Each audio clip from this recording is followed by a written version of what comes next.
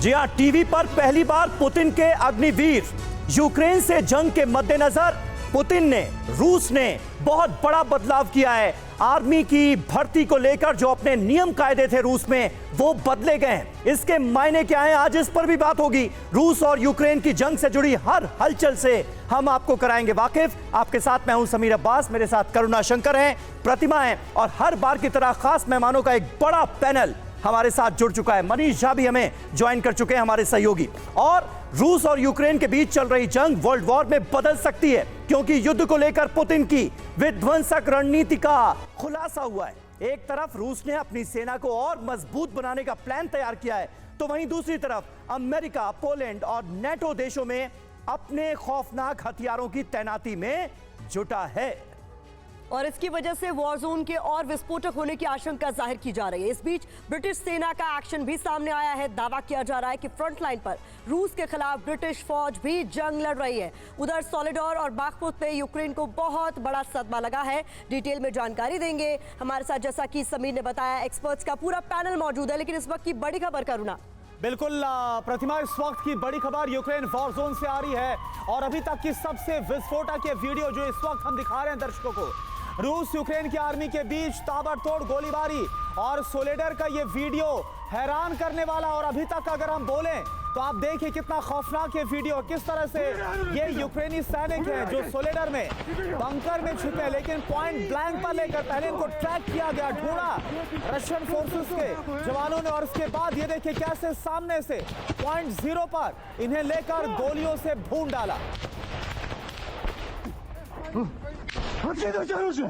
Откидывайте оружие, говорю! Убирай оружие, пидор! Убирай! Вперед!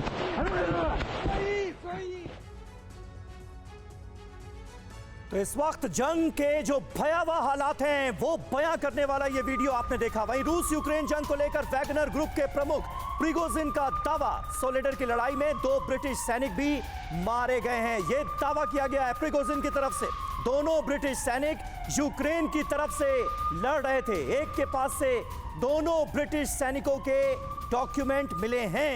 दोनों की एंड्रू बैकशॉफ और क्रिस्टोफर पेरी के तौर पर पहचान हुई है। ये देखिए, उनके तमाम डॉक्यूमेंट्स भी अब दुनिया के सामने आ चुके हैं और इन डॉक्यूमेंट्स को जारी कर दरअसल ये बताने की कोशिश भी की जा रही है कि किस तरह से दूसरे मुल्कों के भी बूट्स ऑन ग्राउंड मौजूद हैं इस जंग में। और एक और बड़ी खबर आप तक पहुंचा दे, सोलेडर में यूक्रेन की हार का वीडियो भी सामने आया है, जहां रूसी अटैक के बाद सोलेडर से पीछे हटती हुई साफ तौर पर यूक्रेनी सेना को देखा जा सकता है। माफ कीजिएगा, यहाँ आपको बता दें विध्वंसक जंग दोनों ही सेनाओं के बीच चल रही थी और उसका ये वीडियो आपके सामने है, जहां यूक्रेनी सेना को किस तरीके से खदेड़ा गया है, उसी का एक वीडियो सामने आया। सोलेडर में दोनों ही सेनाओं के बीच जोरदार लड़ाई हुई है और उसी से जुड़ा हुआ ये वीडियो है जो आप देख रहे हैं, जहां से यूक्रेन को खदेड़ दिया गया है बुरी तरीके से।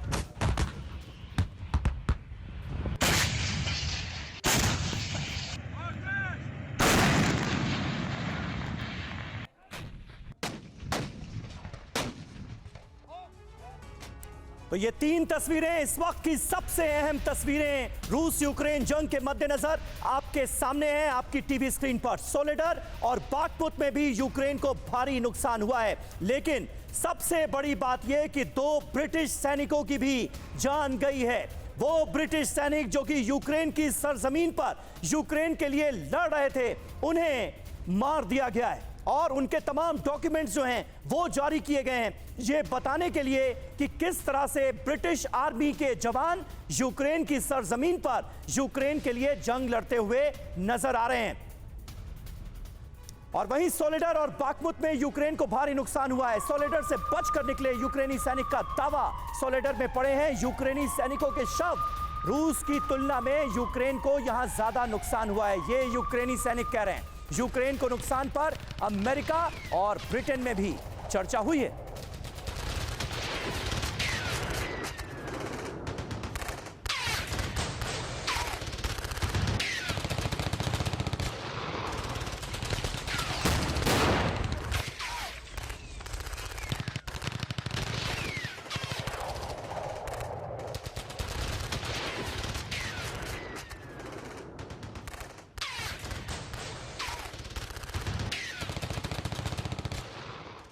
तो देखिए जो तस्वीरें आप तक हम पहुंचा रहे हैं ये बता रहे हैं कि ग्राउंड जिलों पर हालात किस तरीके के हैं। यहाँ सॉलिडर जो है वो एक तरीके से बड़ी जीत के तौर पर देख रहा है रूस की, और अब जब 1 साल पूरा होने को है इस युद्ध को तो क्या तस्वीर बदल जाएगी पूरी तरीके से, क्योंकि अभी तक तो दोनों ही सेनाएं ये दावा करती जा रही हैं कि हम एक दूसरे पर भारी पड़ रहे हैं, लेकिन सच्चाई क्या है वो अभी कोई भी कंफर्म नहीं कर पा रहा है। लेकिन अब कुछ महत्वपूर्ण जानकारी सॉलिडर को लेकर आपके सामने हम रखने जा रहे हैं, जहां पर भीषण जंग रूस और यूक्रेन की सेना के बीच जारी है। तो बता दें आपको सॉलिडर यूक्रेन को भारी नुकसान की आशंका सॉलिडर में जाहिर की जा रही है। रणनीतिक तौर पर रूस के पक्ष में है ये इलाका, ऐसे में ये यूक्रेन की हार के तौर पर देखा जा रहा है। यूरोप के कई देशों में यूक्रेनी सैनिकों का इलाज चल रहा है। यहाँ पर जो जंग हुई है उसके बाद फ्रांस, जर्मनी, पोलैंड के कई अस्पतालों में यूक्रेन के फौजियों का इलाज किया जा रहा है। अमेरिका और ब्रिटेन में भी यूक्रेन के नुकसान की चर्चा हो रही है, और साथ ही साथ दोनों देशों की मीडिया में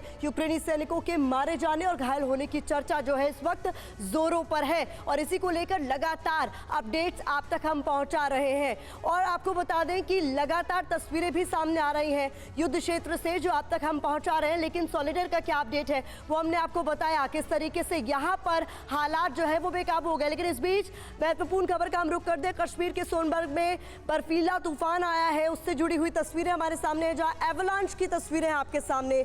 ये सोनमर्ग में एवलांच की तस्वीरें हैं, कश्मीर के सोनमर्ग में किस तरीके से बर्फीला तूफान आया है उसकी तस्वीर है जो आप इस वक्त टीवी स्क्रीन पर देख रहे हैं।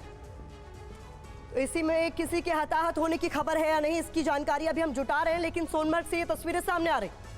बिल्कुल, और चिंताजनक तस्वीर है ये प्रतिमा, गांदरबल जिले के सोनमर्ग में ये जबरदस्त एवलांच आया है जिसकी पहली एक्सक्लूसिव तस्वीरें TV9 भारतवर्ष पर इस वक्त आप देख रहे हैं। इन तस्वीरों को देखकर लोग सहम गए। सोनमर्ग में ये जबरदस्त एवलांच आया है, बर्फीला तूफान आया है। हालांकि इसकी वजह से किसी के हताहत होने की खबर तो फिलहाल नहीं है, लेकिन इन तस्वीरों से साफ अंदाजा लग रहा है कि जिस वक्त ये एवलांच इस इलाके में आया वहां पर जो लोग मौजूद होंगे अगर, तो उनका क्या हाल हुआ होगा। जम्मू कश्मीर के सोनमर्ग में जबरदस्त एवलांच की खबर और ये पहली और एक्सक्लूसिव तस्वीरें आपके सामने हैं। अभी तक जो जानकारी मिल रही है वो राहत भरी है, किसी के हताहत होने की खबर नहीं है। तो ये देखिए तस्वीरें आपके सामने, हालांकि तस्वीरों को देखकर कोई भी सहम जाए क्योंकि ये बेहद ही, ये जो एवलांच की तस्वीर है, जो लोग वहां पर मौजूद थे वो भी सहम गए। लेकिन अभी तक राहत की बात, जैसा हम आपको बता रहे हैं, TV9 भारतवर्ष आपको बता रहा है कि किसी भी तरह से किसी के हताहत होने की खबर नहीं। लेकिन जम्मू कश्मीर के सोनमर्ग में जो ये बर्फीला तूफान आया और उसके बाद जिस तरह से एवलांच आया है, ये एवलांच का मंजर और किस तरह से ये कई टन बर्फ एक साथ नीचे आकर गिरी है, ये हमारे कैमरे में कैद हुआ। जो इस वक्त हम आपको तस्वीर दिखा रहे हैं कश्मीर के सोनमर्ग की तरफ तस्वीर, जहां पर गांदरबल जिले में यह एवलांच आया है। और इसके बाद हालांकि अभी देखिए शुरुआती जानकारी ये जरूर सामने आ रही है कि किसी के हताहत होने की खबर नहीं है, लेकिन जैसी और भी डिटेल्स इस पर सामने आती है तुरंत TV9 भारतवर्ष सबसे पहले आपके सामने रखेगा।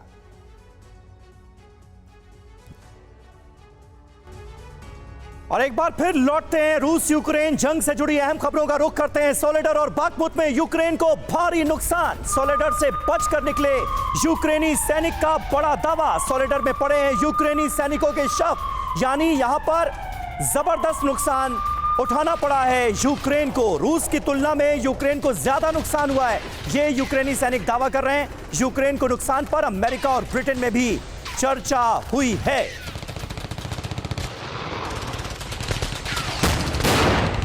और देखिए इस वक्त हमारे साथ तमाम खास मेहमान मौजूद हैं। लेफ्टिनेंट जनरल VK चतुर्वेदी साहब हमारे साथ मौजूद हैं, नेवी कैप्टन श्याम कुमार साहब हमारे साथ मौजूद हैं, निनाद सेठ फॉरेन एक्सपर्ट हैं, विदेश मामलों के जानकार हैं, वो हमारे साथ मौजूद हैं। लेकिन लेफ्टिनेंट जनरल चतुर्वेदी, सबसे पहले मैं आपके पास आऊंगा। थोड़ी देर पहले हमने वो तस्वीरें दिखाई जिसमें एक तरह का कॉन्फर्मेशन दिया गया है रूस की तरफ से कि देखिए यूक्रेन के अंदर 2 ब्रिटिश सैनिक भी हमने मार गिराए। उनकी पूरी डिटेल, उनके पूरे डॉक्यूमेंट्स जारी किए गए। तो क्या यह सबसे बड़ा सबूत है अब तक का जो सामने आया है, बूट्स ऑन ग्राउंड की जो हम बात करते हैं दूसरे मुल्कों की? समीर, ये बहुत आश्चर्यचकित है, लेकिन अभी मैं समझता हूं कि हम अभी कोई कंक्लूजन पे ना आ जाएं। और अभी मोर वेरिफिकेशन की जरूरत है। अच्छा। हो सकता है कि ये वेटरन्स हों, एज अ मर्सनरी वहां पे गए हों, पैसे के लिए गए हों, लेकिन एक्टिव सर्विस के लोग अगर वहां गए हैं तो ये चिंताजनक है, क्योंकि ठीक है। मैं नहीं समझता कि अभी तक किसी देश ने ये नहीं कहा है कि हम अपने सैनिक वहां पे। बिल्कुल बिल्कुल चतुर्वेदी सर, लेकिन इस बीच क्योंकि आप खुद वॉर जोन को बेहद करीब से देख कर आए, आपको क्या लग रहा है, तस्वीरें क्या बता रही है जो बूट्स ऑन ग्राउंड की दूसरे सैनिकों की बात हो रही है देशों? देखिए करुणा, जब प्रेसिडेंट जेलेंस्की ये बात कह रहे थे कि रूस के सैनिक सोलेदार में, बाखमुत में लाशों के ढेर पर से आगे बढ़ रहे हैं, तो उनका कहने का मतलब यही था, क्योंकि अब पता चल रहा है, और ये कोई और नहीं बल्कि यूक्रेन के सैनिक ही ये जानकारी दे रहे हैं कि वहां पर यूक्रेन के सैनिकों के लाशों के ढेर रखे हुए हैं। अगर मैं ये वर्ड कह रहा हूं, हालांकि दुनिया का कोई भी सैनिक हो वो उतना ही इज्जतदार होना चाहिए, लेकिन वहां पर बहुत सारे शव पड़े हुए हैं, यूक्रेन के सैनिकों के शव हैं, और उन्होंने आकर ये जानकारी दी। मनीष जी, आपके ऑडियो में कुछ दिक्कत है, उसको दुरुस्त करेंगे हम, लेकिन इस बीच बड़ी खबर बता देते हैं। देखिए, सेना में भर्ती के लिए नए नियम बनाएगा रूस, इस वक्त की ये बड़ी खबर है। नए नियम के तहत 21 से 30 साल के लोगों की भर्ती की जाएगी। अभी 18 से 30 साल के लोगों की होती रही है भर्ती। अग्निवीर योजना की तर्ज पर सैनिकों की भर्ती का प्लान है रशिया का। सेना में भर्ती प्रक्रिया में सुधार चाहते हैं पुतिन, और उसी के तहत ये महत्वपूर्ण फैसला लेने वाले हैं। तो आपको बता दें, देखिए, सेना में भर्ती की जो नियम बदलने वाले हैं उसको लेकर भी कुछ महत्वपूर्ण जानकारी आपके लिए हमने जुटाई है। आपको बता दें, दरअसल यूक्रेन के साथ जंग के बीच पुतिन की ये नई तैयारी है, जिसके तहत सेना में 21 से 30 साल के लोगों को भर्ती करेंगे पुतिन। इसके साथ ही आपको बता देते हैं, 1 से 3 साल के लिए की जाएगी ये भर्ती, यानी इतने ही समय के लिए ये लोग भर्ती किए जाएंगे। भारत की अग्निवीर योजना की तर्ज पर ये नए नियम माने जा रहे हैं। साथ ही साथ आपको बता दें, 11 लाख से बढ़ाकर 15 लाख सैनिक करने का टारगेट रखा जा रहा है। इसके साथ ही 4 लाख जवानों की भर्ती जल्द शुरू की जा सकती है। यह महत्वपूर्ण खबर। रूस बड़ी सेना के साथ युद्ध को और ज्यादा खींचने की कोशिश में है। इनकी नई तैयारी इसी ओर इशारा कर रही है। कैप्टन श्याम कुमार, देखिए, रशिया में पहले से कंस्क्रिप्शन लागू है और यूक्रेन में भी ये लागू है। ये बात बहुत मद्देनजर है कि वहाँ का हर सिटीजन जो है 18 साल के बाद 18 महीने तक एक युद्ध की नीति के लिए अपने को समर्पित करता है। इसलिए जब 4 दिनों के अंदर ही जेलेंस्की ने जब 25,000 राइफल इशू किए थे, तो मैंने आपके स्टूडियो से कहा था कि ये जांबाज, जान पहचान के सैनिक हैं, इनको पता है क्या करना है, और सारे बच्चों को, बूढ़ों को वो अपने देश की सीमा पर रख के वापस आ गए थे। इसलिए आज ये जज्बे के साथ यूक्रेन ये 322 और 47 वीक तक लड़ रहा है। 3 लाख कंस्क्रिप्शन रशिया ने किया है, और 5 लाख 10 दिन पहले की न्यूज है ये, 5 लाख कंस्क्रिप्शन करने वाले हैं वो। ये कंस्क्रिप्शन ही है वो। लेकिन श्याम सर ये भी हमने देखा कि जो इससे पहले मोबिलाइजेशन हुआ वो उतना काम नहीं किया। मनीष जी, जो बात है आपसे लेंगे इस पर जानकारी, लेकिन क्या इस बार ये काम करेगी स्ट्रेटजी, इस पर हम बात करेंगे। लेकिन एक बड़ी खबर है, वैगनर ग्रुप पर यूक्रेनी सेना का जबरदस्त एक्शन। वैगनर फाइटर्स पर यूक्रेनी सेना की गोलीबारी। बाखमुट में आगे बढ़ रहे वैगनर्स पर यूक्रेन का यह हमला हुआ है। ड्रोन कैमरे से देखकर यूक्रेनी सेना ने अटैक किया। यूक्रेन के हमले में 10 से ज्यादा वैगनर फाइटर्स की मौत का दावा किया गया। और देखिए, बाखमुत जो है वो बहुत इंपॉर्टेंट है। बाखमुत में रात में भी भीषण जंग चलती रही। यूक्रेन की फौज ने रात में युद्ध का वीडियो जारी किया है। दोनों तरफ से रॉकेट से किस तरह से अटैक्स को अंजाम दिया जा रहा है, आप इन तस्वीरों के जरिए समझ सकते हैं। यूक्रेन की फौज ने रात में युद्ध का वीडियो जारी किया है। ये रहा वो वीडियो जो अब आपके सामने है।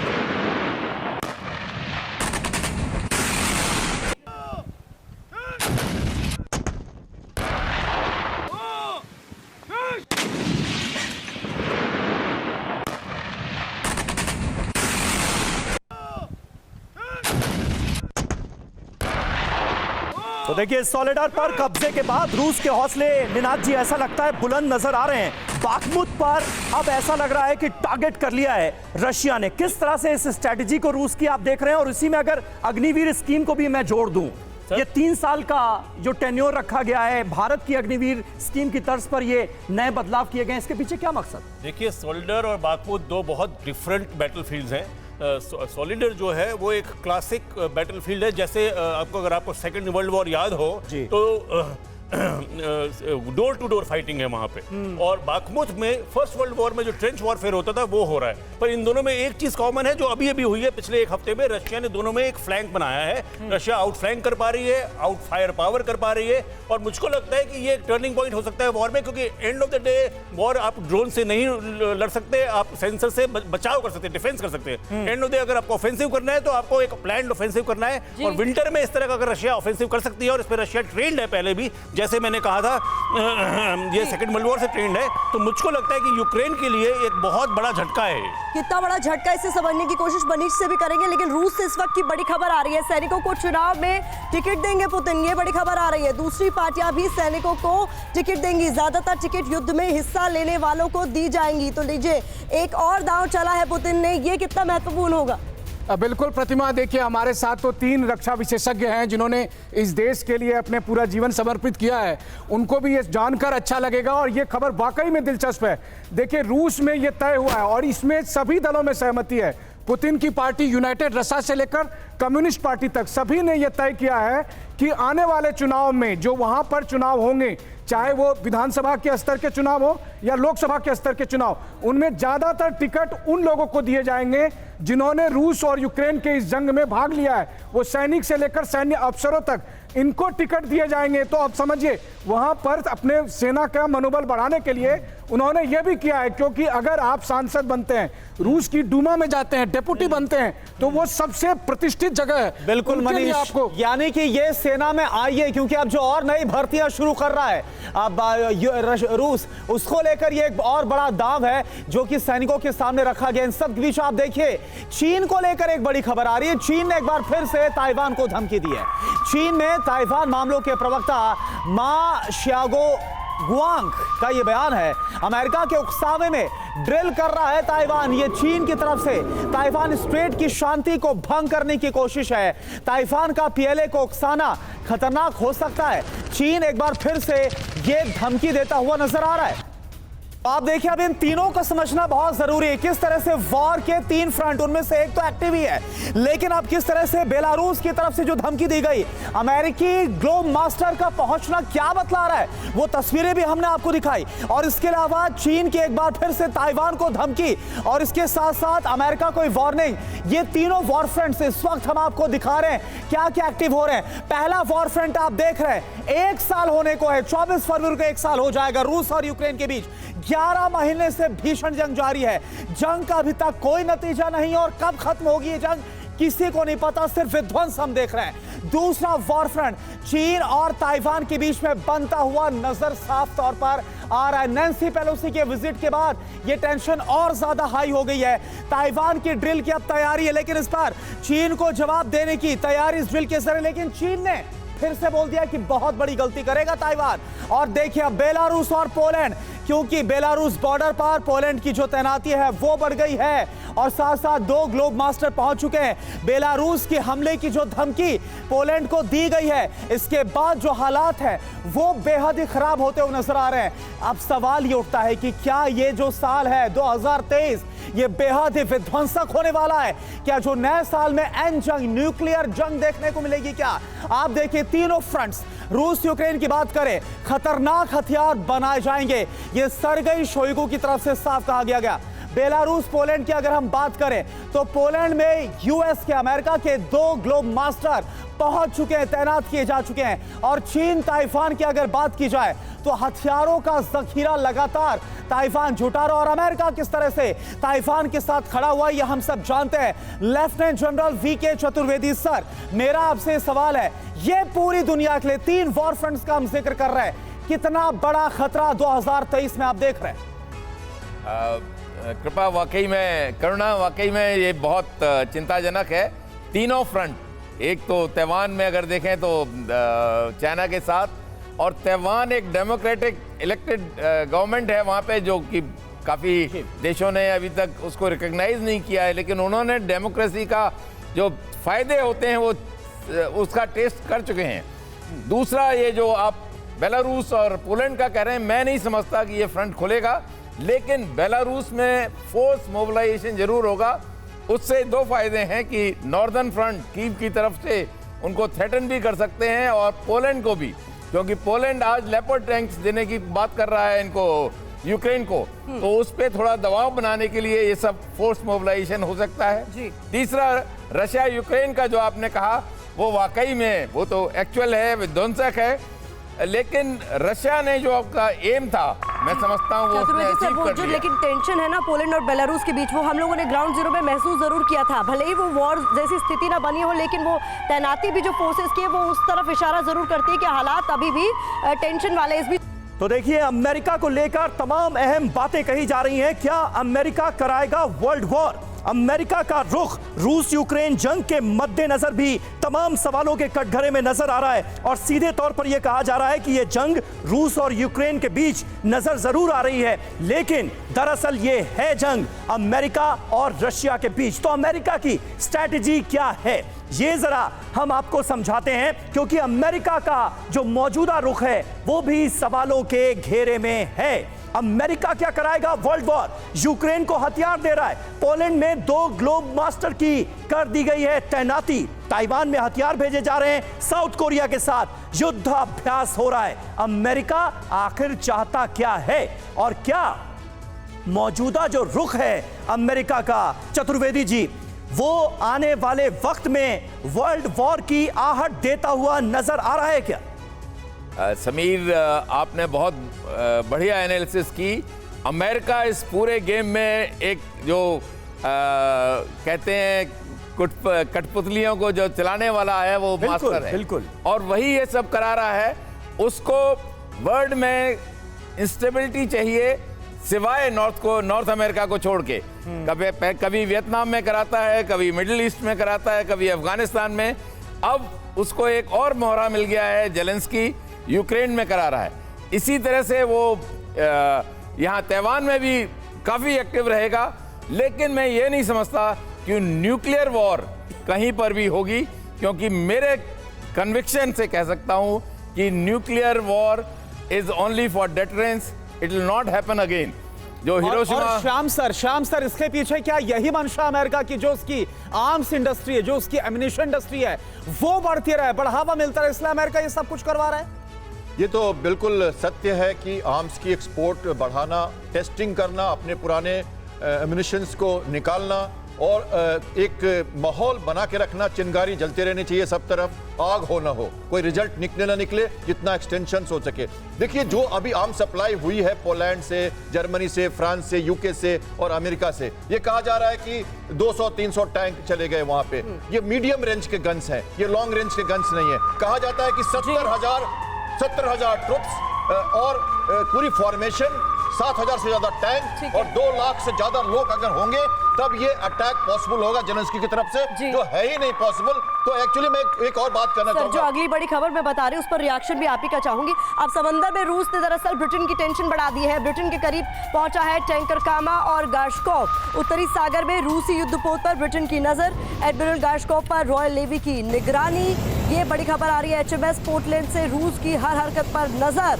तो इसी को लेकर कुछ महत्वपूर्ण जानकारी भी हमने आपके लिए जुटाई है, जो आपके सामने हम रखने जा रहे हैं। हमने आपको बताया था किस तरीके से एडमिरल गार्शकोव की मूवमेंट के बारे में पहले जब खबर आई तो हर किसी की टेंशन बढ़ गई कि आखिरकार अब रूस क्या करने वाला है, रूस की आगे प्लानिंग क्या है। तो उसी को डिकोड करने की कोशिश हम करेंगे कि क्यों आखिरकार गार्शकोव से टेंशन बढ़ रही है उन तमाम देशों की जो रशिया से चिंता कर रहे हैं इस वक्त। तो बता दें आपको, दरअसल इस गार्शकोव पर जिरकॉन हाइपरसोनिक मिसाइल ये इससे लैस है। इसके अलावा महत्वपूर्ण जानकारी आपको बता दें, मल्टी रोल जंगी जहाज है गार्शकोव। इसके अलावा 130 mm 30 mm की मशीन गन से ये लैस है। ऐसे में ही ये चिंता बढ़ा रहा है। युद्धपोत की ऑपरेशनल रेंज 8,980 किलोमीटर इसकी रेंज है, और अगर इसकी स्पीड की बात करें, रफ्तार की बात करें, तो 26 किलोमीटर प्रति घंटे की रफ्तार से तैर सकता है। Captain Shyam Kumar, destroyer, cruisers और इसके साथ ये टैंकर, फ्लीट टैंकर, इनका मूवमेंट तब होता है जब हम एक दूर तक हम अपनी पकड़ पहुंचाना चाहते हैं और एक मैसेज और पोस्चरिंग देना चाहते हैं किसी देश के करीब जाकर।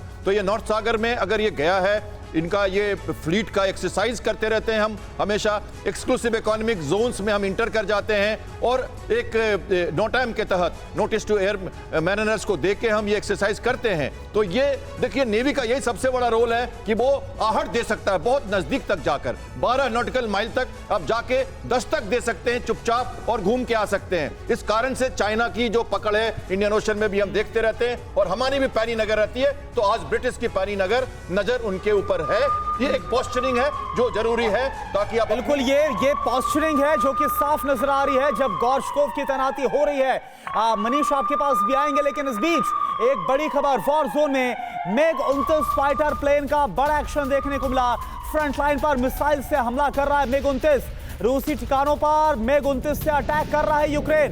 ये उसी की तस्वीर इस वक्त आप देखिए, फ्रंट लाइन पर मिसाइलों से MiG-29 के जरिए लगातार बड़े हमलों को अंजाम दिया जा रहा है। रूसी ठिकानों पर MiG-29 से अटैक किया जा रहा है।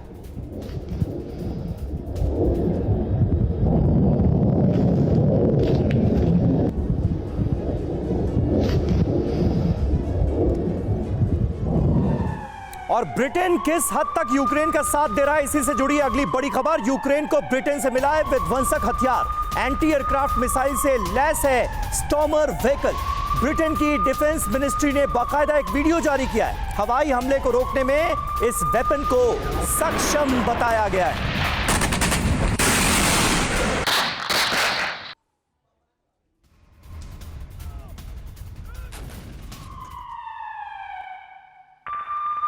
वॉरजोन से एक और बड़ी खबर आप तक पहुंचा दे। फ्रंट लाइन पर रूस का T-72B टैंक, रूस के रक्षा मंत्रालय ने इसका वीडियो भी जारी किया है। दुश्मन के ठिकाने को सेकंड्स में तबाह कर सकता है T-72B टैंक, जिसका वीडियो इस वक्त आपके सामने।